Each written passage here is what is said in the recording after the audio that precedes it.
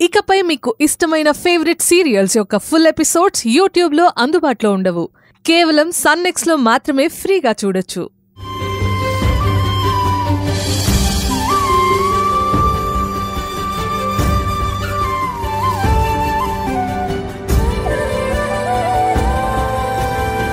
చిన్నయ్యవి అంచనాలకి అందని ఆలోచనలత్తయ్య.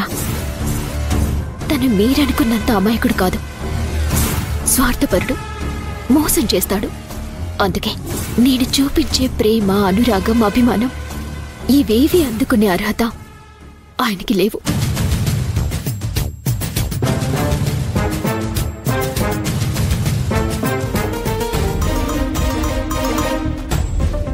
హనీమూన్కి వెళ్లేలా నేనే ప్లాన్ చేసి అమ్మతో కలిసి ఈషుని ఒప్పించేలా ప్లాన్ చేశానని అపార్థం చేసుకుంది. నా మీద ఇంకా కోపం పెంచుకుంది. ఇప్పుడేం చేయాలి? ఎలా ఈశ్వరుని నా తప్పేం లేదని నమ్మించాలి? అమ్మో, ఇప్పుడున్న పరిస్థితుల్లో ఈషు మీద నా నీడ పడినా చంపేస్తుంది. ఇక నిద్రలో మళ్ళీ చెయ్యో కాలో వేస్తే విరిచినా విరిచేస్తుంది. అలా జరగకూడదు.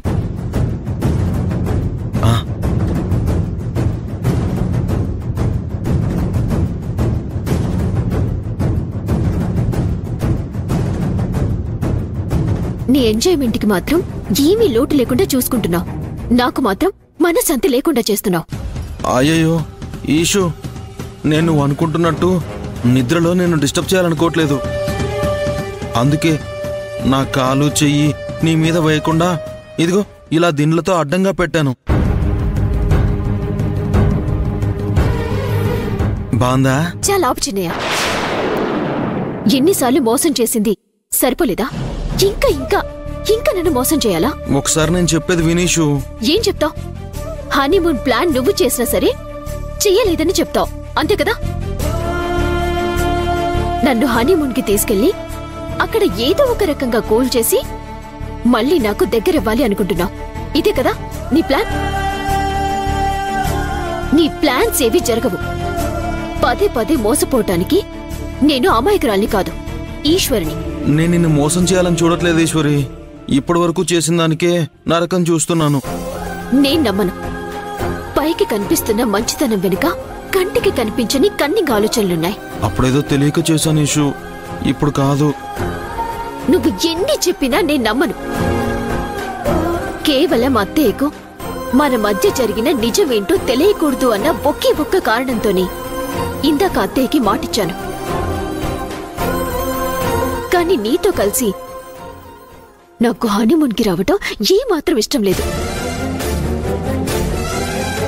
నేను నీకు ఎంతలా మంచి చెప్పినా సరే నీ ఇష్టానికి నువ్వు ప్రవర్తిస్తున్నావు. నీ అసలైన క్యారెక్టర్ని బయట పెడుతున్నావు. ప్లీజ్ ఈషు, నేను మారిపోయాను. నువ్వు క్షమిస్తే చాలని ఎదురు చూస్తున్నాను. అదంతా అనవసరం. చెప్పేది జాగ్రత్తగా విను. ఈ హనీమూన్ ప్లాన్ నువ్వు చేసిందే కాబట్టి నువ్వే క్యాన్సిల్ అయ్యేలా చెయ్యాలి. అలా క్యాన్సిల్ చేస్తానని నాకు మాటిస్తేనే నేను బెడ్ మీద పడుకుంటాను, లేదంటే నేల మీద పడుకుంటాను.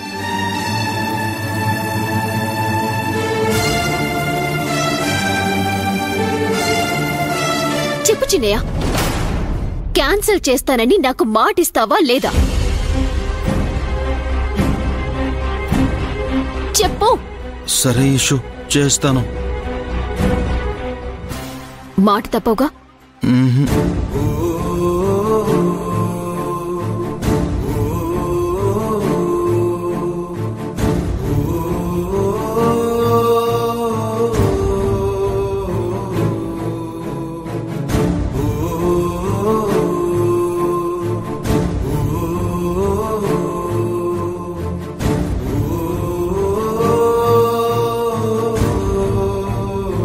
నేను నిజం చెప్పినా ఎందుకు నమ్మట్లేదు? నిన్ను ఎలా నమ్మించాలో తెలియట్లేదు. ఇప్పుడు హనీమూన్ ఎలా క్యాన్సిల్ చేయాలో తెలియట్లేదు. అమ్మ ఏమంటుందో ఏమో, ఏమీ అర్థం కావట్లేదు.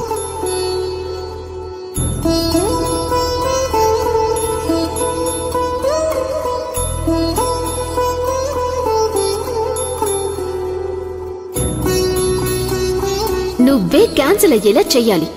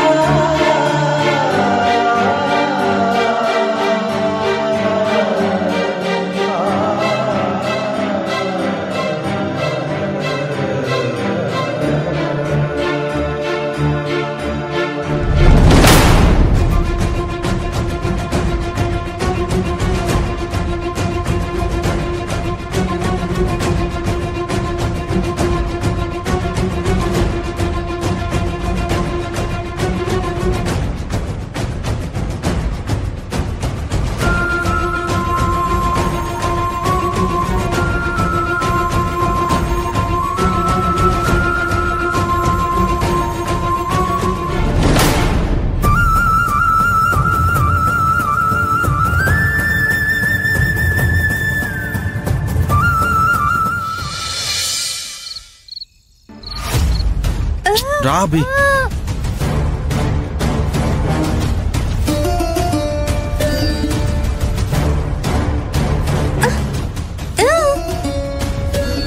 ఇదేంటి అభిని వద్దంటున్నా లాక్కెళ్తున్నాడు?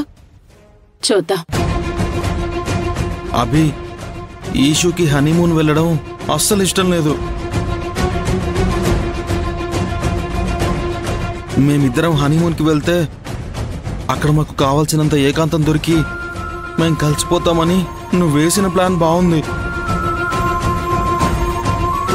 కానీ ఇప్పుడు ఈషు కోపం చూస్తుంటే మేం దగ్గర అవడం కాదు కదా, మేం హనీమూన్కి వెళ్లాల్సి వస్తే తను నా గురించి చాలా నీచంగా అనుకుంటుందేమో అని భయమేస్తుంది అభి. ప్లీజ్ అభి, ఏదో ఒకటి చేసి నువ్వు ఈ హనీమూన్ ప్లాన్ క్యాన్సిల్ చేయి. తను హనీమూన్ వెళ్ళడం ఆపేలా చేయమని నాతో మాట కూడా తీసుకుంది. ఈషు నన్ను అపార్థం చేసుకున్నా పర్లేదు అభి, ఏదో ఒక రోజు తనకి నా ప్రేమ అర్థమవుతుంది. ఆ నమ్మకం నాకుంది. కానీ తనకిష్టం లేని ఈ హనీమూన్కి నేను తనని బలవంతంగా తీసుకెళ్లలేను. ఈషు బాధపడుతుంటే నేను చూడలేను. ఈషు ఎప్పుడు హ్యాపీగా ఉండాలి. తన కళ్ళల్లో నీళ్లు నేనెప్పుడు చూడలేను. దయచేసి ఈ హనీమూన్ వెంటనే క్యాన్సిల్ చేయబి. అంటే హనీమూన్ కావాలనే క్యాన్సిల్ చేస్తున్నారా? ఈ విషయం వెంటనే వసుంధరకి తెలియాలి.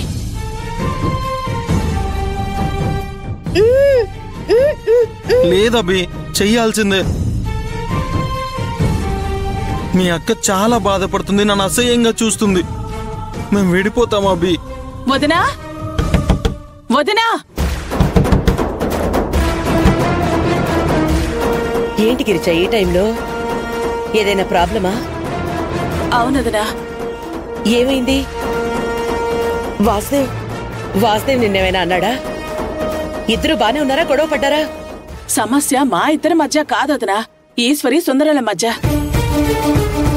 ఏం మాట్లాడుతున్నావు? మీ కళ్ళతో మీరు చూద్దరు గాని రండి, రండి.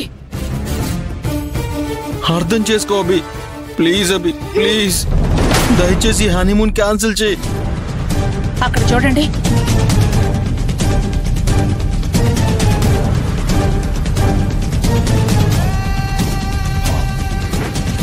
సుందరమూర్తి,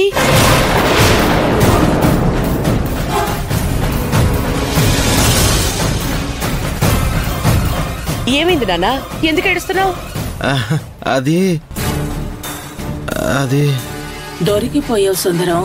ఇంక నిన్ను ఎవ్వరూ కాపాడలేరు. నువ్వు ఈశ్వరి ఏమైనా గొడవ పడ్డారా? అదే అమ్మా, అదే.